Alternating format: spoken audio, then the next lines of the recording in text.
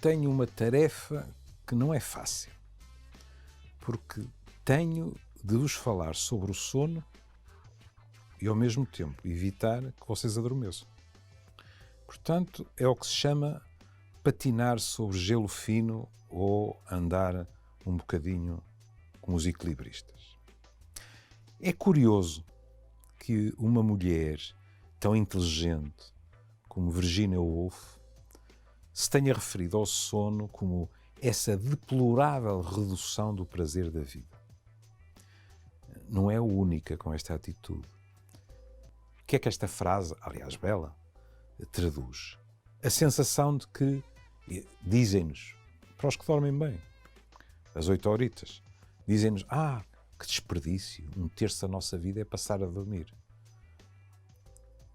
Curiosamente, podemos contrapor a Virginia Woolf a sabedoria popular portuguesa, que diz assim: o dormir bem é meio sustento. E quem tem razão é o povo. Porquê? Porque a frase de Virginia Woolf, quer queiramos, quer não, assume o sono como uma espécie de vazio e, sobretudo, uma passividade. Nós estamos vivos, digamos assim, 16 horas, depois estamos 8 horas desligados, para utilizar terminologia mais à moda dos nossos tempos, e depois voltamos a ligar. Nada mais falso.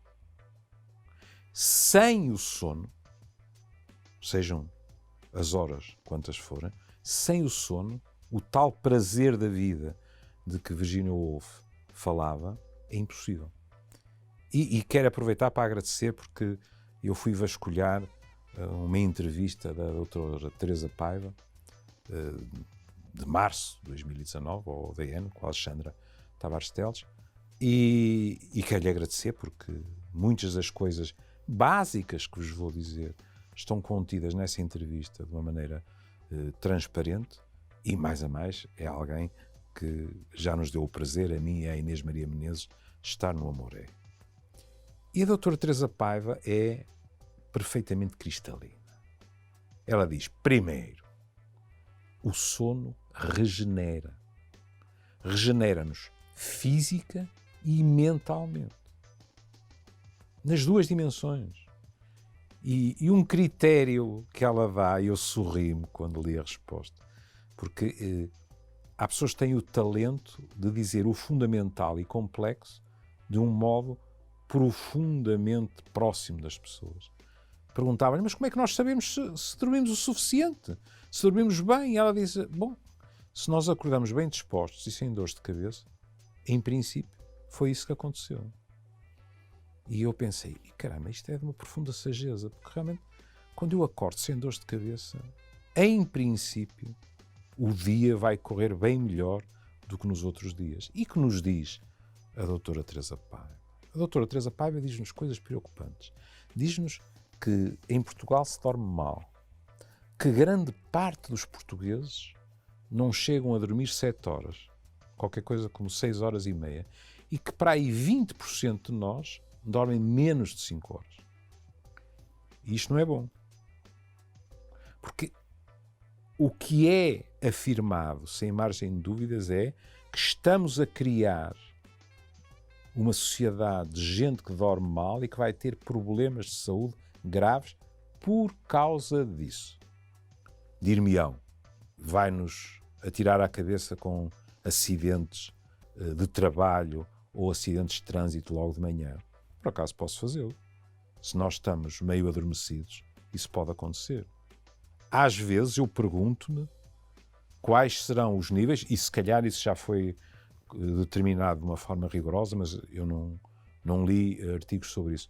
Eu pergunto-me quais serão os valores que poderão sair da análise quando há acidentes rodoviários, não em termos do álcool, como sabem tem uma influência inegável, mas em termos de drogas para dormir. Ainda por cima, drogas essas que com o uso prolongado provocam dependência e não fazem já efeito nenhum em termos de qualidade de sono. Mas não estou só a falar dessa questão. Nós hoje sabemos que a obesidade, a diabetes, doenças cardiovasculares, doenças que têm a ver com a cognição, como as demências, por exemplo, não é? Que estão na ordem do dia. Tudo isso, não de uma forma a preto e branco, de uma relação causa e efeito, de isto provoca aquilo, mas todas elas também estão ligadas com a má qualidade do sono. Depois há questões mais prosaicas que quase todos nós conhecemos, ou em nós mesmos, eu conheci, ou em alguém de um círculo próximo. Sei lá, a apneia de sono. O que é que acontece na apneia de sono? O que acontece é que durante alguns segundos nós deixamos de respirar. E o acordar, para quem já experimentou, não é nada agradável. Neste momento, não cessa de aumentar o número de pessoas que, para dormirem bem durante a noite, têm que ser assistidas, porque hoje em dia há aparelhos específicos para isso. Nada contra, abençoados. Mas antes disso, há outras coisas a tentar. Por exemplo, fazermos exercício. Por exemplo, olha, a mim resolveu o problema. Há muitos anos atrás, perder peso. Perder peso pode resolver uma situação dessas. Haver a chamada higiene do sono. E aqui há pessoas que, infelizmente, não a podem ter. Alguém que trabalha por turnos tem uma enorme dificuldade em manter hábitos que se transformam em verdadeiros reflexos. Ou seja, nós, em princípio, devemos tentar deitar-nos mais meia hora, menos meia hora de uma determinada hora, e isso ajuda a estabelecer o reflexo do sono. Bom, outra das coisas que a doutora Teresa Paiva nos diz é: nós somos dos países em que as pessoas se deitam mais tarde, levantando-se à mesma hora que os outros, o que inevitavelmente diminui a quantidade do sono. Mais problemas, às vezes completamente inesperados. Por exemplo, não é uma boa ideia estar a fazer exercício físico em ginásios, como seria inevitável, altamente iluminados à noite. Pelo contrário, nós devemos tentar ir, posso empregar uma palavra à moda do Porto, irmos amochando calmamente, de modo a que a ida para a cama não é nenhum crime adormecer no sofá, mas não é uma boa ideia. Até pelo que vos contei do reflexo do sono e também para aqueles que são já da minha idade, porque a coluna não costuma gostar. Dormir é na cama. Depois cada um de nós também é diferente. Às vezes acordar à meia da noite não é tragédia nenhuma. A doutora Teresa Paiva até diz algo muito engraçado, que é, nos séculos XVII e XVIII havia muita gente, desconfio que das classes mais favorecidas, que dormiam um primeiro sono, depois acordavam, conversavam, comiam, tinham relações sexuais e depois voltavam a adormecer. Depois acabou essa festa porque a maior parte de nós passaram a ter horários estritos em termos laborais. E, portanto, não podemos acordar às 3 da manhã, fazer uma boa ceia, conversar, eventualmente enriquecer a nossa vida erótica e depois dormir até às 11. Foi chão que deu uvas. Não é? Mas a nossa própria atitude e a nossa própria estrutura de personalidade pode ter influência, sabem? Há uma coisa que eu costumo chamar insónia hipocondríaca, que é assim: se nós vamos para a cama já convencidos que vamos dormir mal, a probabilidade de dormir mal é muito maior. E, sobretudo, a probabilidade de acordarmos durante a noite e não conseguirmos voltar a adormecer, aquilo que nós dizemos, andei às voltas na cama, é também muito maior. E isto também depende da personalidade de cada um. Por outro lado, e para terminar, eu fui, como era a minha obrigação, fui ao site da Associação Portuguesa do Sono. E encontrei lá, em primeiro lugar, os meus parabéns, eu não sabia. A Associação Portuguesa ganhou um prémio pela sua campanha Dormir Bem e Envelhecer Melhor, em 2019. E eu vi algumas das atividades e achei inteiramente merecido o prémio. Mas a minha colega Maria Helena Estevão chama a atenção para algo muito importante, que é o sono das crianças. As nossas crianças estão a dormir menos.